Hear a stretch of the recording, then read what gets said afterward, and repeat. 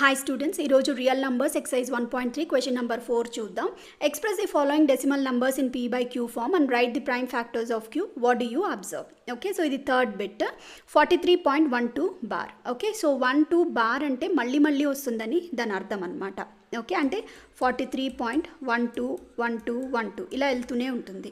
Okay, so ఇప్పుడు మనం x is equal to assume చేసుకుందాం. x is equal to 43.12 okay, ఇది ఫస్ట్ ఈక్వేషన్. ఇప్పుడు మనకి బార్ 2 డిజిట్స్ మీద బార్ ఉంది. ఓకే, అందుకని మనకి multiply by 100 on both sides. Okay, ఎందుకు 100? ఎందుకంటే బార్ వచ్చేసి 2 డిజిట్స్ పైన ఉంది కాబట్టి. ఓకే, 100తో మల్టిప్లై చేస్తే 100x is equal to 43.12 into 100 ఎంత? 4312.1212. ఓకే, ఇది second equation minus first equation చేస్తే మీకు ఏమొస్తుంది? 100x minus x is equal to 4312.1212 minus 43.1212. Okay, so 100x minus x is 99x, that is equal to, దీన్ని subtract చేస్తే మనకి ఏమొస్తుంది? 4269. Okay, so x is equal to 4269/99. ఇది cancel అవుతుందన్నమాట 3 టేబుల్లో. So 3 1s are 3, 4, 2 times 3, 1423/33.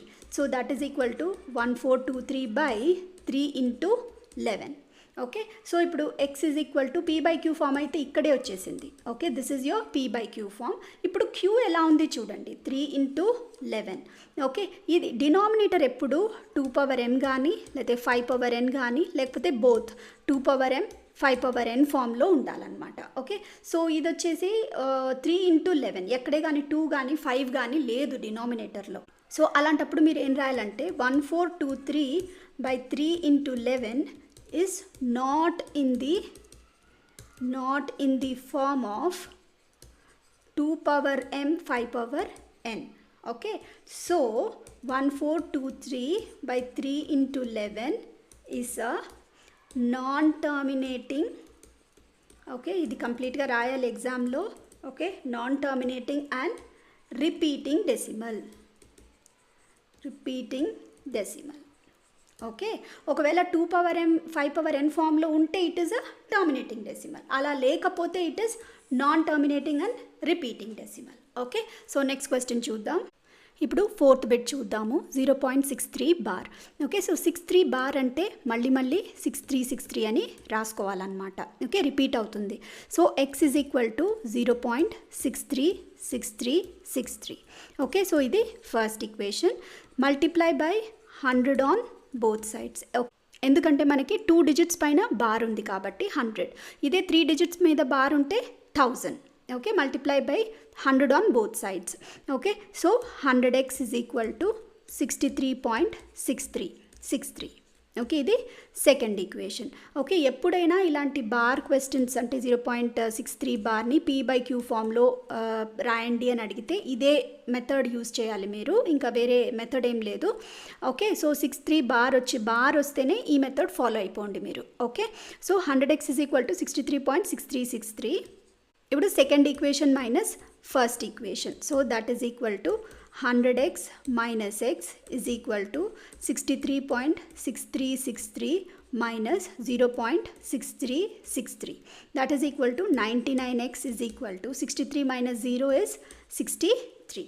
Okay, so x is equal to 63/99. Okay, ఇది 3 టేబుల్లో cancel అవుతుంది.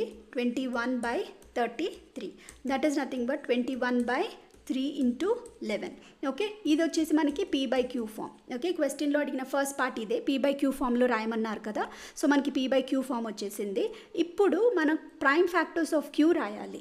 ఓకే, q ఏంటి? q అంటే డినామినేటర్ ఎలా ఉంది? 21/3 into 11 is not in the form of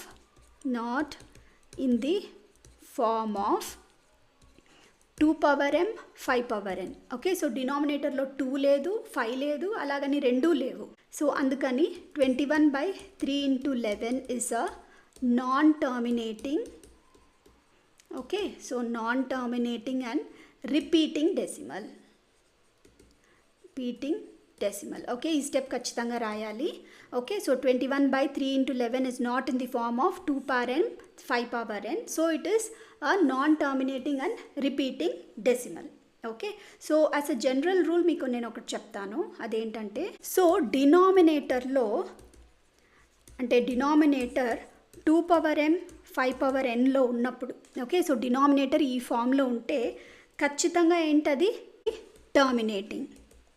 okay, ఒకవేళ denominator so not in the form of 2 power m, 5 power n అనుకోండి, అప్పుడేంటిది నాన్ టర్మినేటింగ్ అండ్ రిపీటింగ్.